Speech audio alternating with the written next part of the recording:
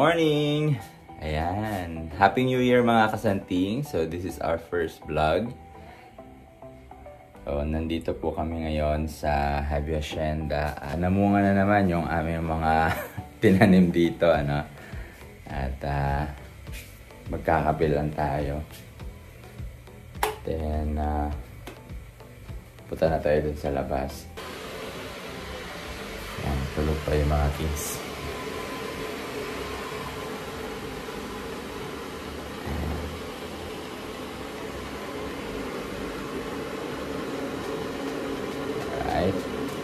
So, grabe ngayon, no? Ang mamahal na nung mga gulay, kaya yung nakita ko nga, yung pipino, mabot dalawa lang, mga 200 na. Imagine mo, gulay nakaka-high blood na. Yung nakita kong post.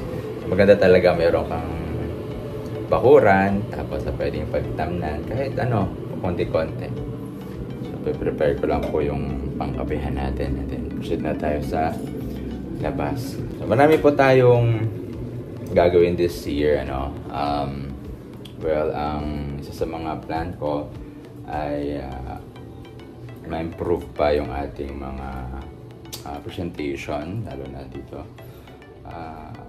sa mga properties na i-showcase po natin. And meron din tayong i-launch na recruitment. If you want to learn about real estate, so I'm open for well, I'm building a team right now, no? Kasi po hindi po natin kayang mag-isa, no?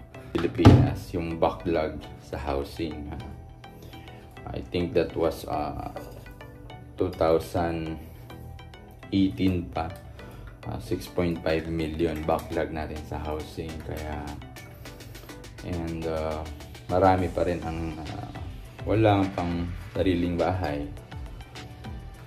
So yun po yung mga tutulungan natin, and syempre hindi ko po kaya yun na sabay-sabay po yung site viewing. Ayan, so marami po kasi tayong accredited na subdivision, yung mga housing. So minsan may tripping ka ng Kapas, di mo na may entertain dito yung sa may Pampanga, tripping ka ng Tarlac. So planning po na magkaroon ng recruitment program na may share din yung knowledge over this 4 years na dito sa real estate, no? Masasabi kong you need to try something new, no? Kung kayo man po ay naghahanap ng opportunity, dahil para sa akin yung real estate, hindi naman to yung ano yung nung bata ka, yung papangarapin mo na paglaki ko gusto kong maging real estate agent. Hindi, wala sa ganun, di ba? They always come with a second parang set of opportunities na malalaman mo lang siya along the way. So, and it's good to try, guys, dahil malaki po yung potential pag meron po kayong alam sa real estate. Ayan, patulad ko po, dito po lahat ng mga kinukuhanan namin na panghanap buhay. Ayan. Dito ako nakapagpundar ng bahay. Ayan, bili na rin ng lupa sa probinsya. Improve na namin yung bahay namin doon sa real estate po. And isa pa din, ang kagandahan ng real estate, guys, unlike other business, ito isa, guys, you need to invest in your learning. So, wala kang ilalabas din na big capital. But, syempre, you need to dedicate your time na malaman. And once you know, something about real estate na hindi na mawawala sa iyo yan, guys. Yun yung magandang investment ang may i-share ko sa inyo. Learning. Then, once you learn, this kind of business, and you join me on my mission dito sa aking team under Makatangay Realty. And meron akong link sa ibaba. You can register, and tingnan nyo lang, about 30 minutes presentation, what is real estate, and see if it fits you. Dahil sa akin, it really fits on me. Ganun guys. So kung mayroon kang mga big dreams, and mayroon kang pangarap sa family mo, and you need something new in your life, about something learning, syempre learning, the next is income. So you need to learn something, then use it to generate income. So ayan guys. Anyway, ito na yung kape natin. Punta na tayo sa garden. So halika, samahan niyo po ako. Ano natin yung labas. Oh. Hello my love. Ayan. Nagdidilig siya. Pakita ko yung sa harap. Ayan guys. Ayan, malaki na yung mga ano namin. Halaman namin. Kamuting kahoy. So ayan no. Sarap niyan. Bili ka lang ng... Ay, mayroon tayong daing dyan, no? Pumunta kasi kaming Bataan, eh. So, ayan. Parang, ano, yung... parang simmer more, yung... Parang, ang tawag nun? Hindi naman pakuluan. Steam. Ayan, steam. Yan, no? May papaya pa tayo. Ornamental plants. Mahilig si Miss yan, ornamental plants. Ako naman, wala. Ano lang ako. Taga-kain.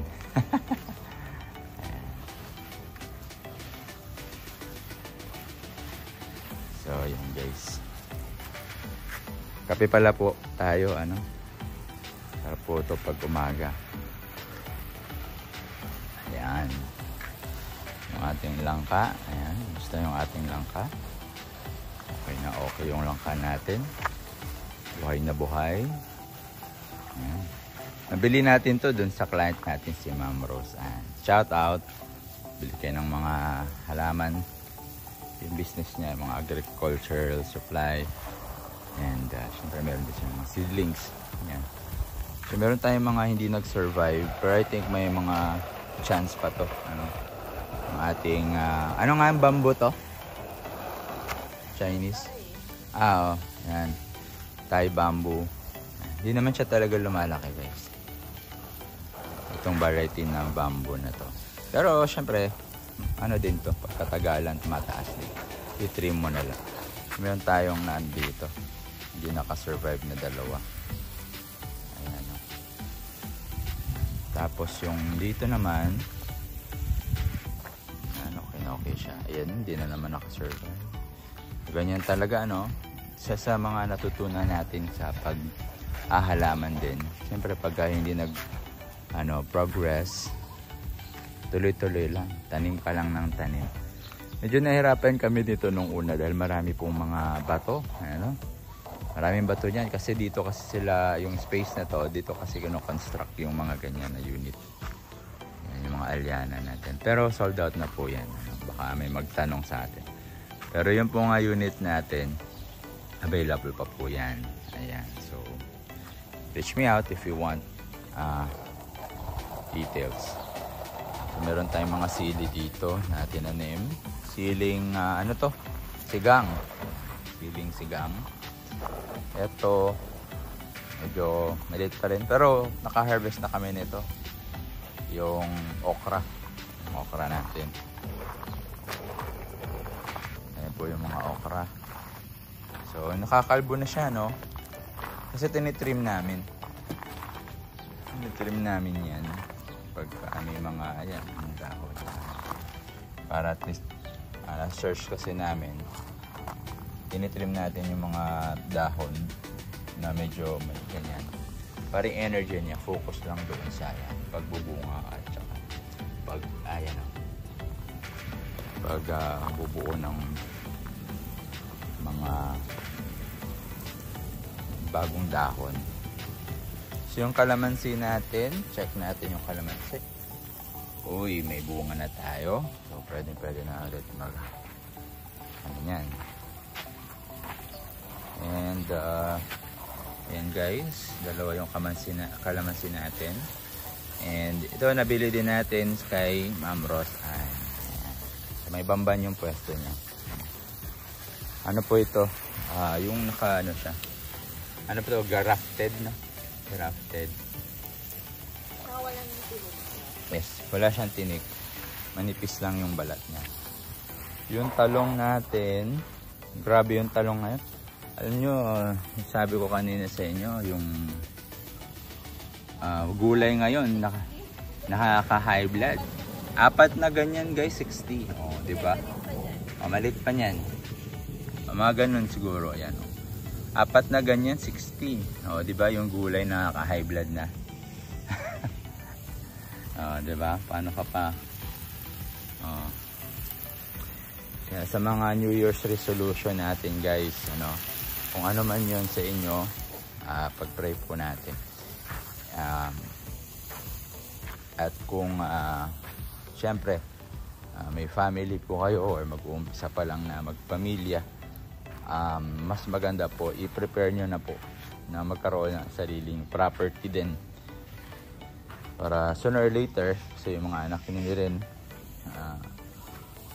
syempre, no, pagka sa panahon naman nila, mag-asawa din sila or mag-anak, kailangan din nila ng property. But that time, sobrang mahal na po, ano?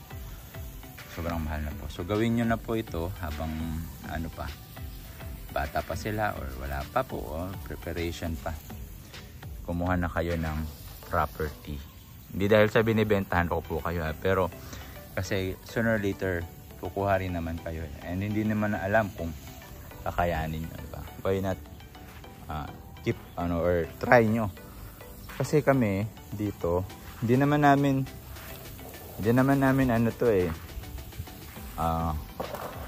syempre yung dating work natin, nagre-retail lang tayo ng mga butong pakwan man o kung ano na binibenta ko nun Pero I try something new. Yun nga, pumasok ko sa real estate. Ayun, nagka-income. And then yung income, pinili din namin ng ganito. Ayan, property. So ngayon, meron kaming gulay. Ayan, ay kailangan na nating i-ano to. Ay, ito pala gamitin natin yung kahoy na to. So meron natin isang poste. Para umakyat kasi grabe yung bigat ng kamatis, ano? Ayan guys, di ba? So share ko lang po sa inyo, may nakapagsabi kasi sa akin, pagka sa income, magtanim kayo dapat, meron kayong source of income kahit dalawa. Tanim ka ng kamatis at magtanim ka ng mangga. Yan, no? Kasi yung mangga, nung mumunga yan, twice a year, di ba? Depende. Pero yung kamatis halos everyday. So kung nasa employment po kayo, yan po yung syempre kamatis, araw-araw may sahod, ganyan. Pero if you want something new, magtanim po kayo ng mangga. Yun po yung offer ko po sa inyo. Matutunan yung real estate. Ayan. Learn something new in this new year. So yung link po, click nyo lang po sa baba if you want to learn or parang mayroon lang introduction lang ng real estate. And then if you want more, meron tayong mga series of training dyan, actually 3 video ang pin-repair natin. So ito yung sa likod ng ito parang service area or kitchen extension in the future. And ito guys, yung halaman. Si Mrs. po nag ano yan, nag-alaga. Kasi mahirap iyan eh. Hindi siya pwedeng, alam mo yung diligan mo talaga. Meron siyang ano, yung pag sobrang basa, nalalata yung mga ugat. Eh, kailangan tapat tama lang siya. Tsaka i-check na talaga yung ito. Ayan. Kung may peste na nakatira sa ano niya. So, mga aglonema po ito.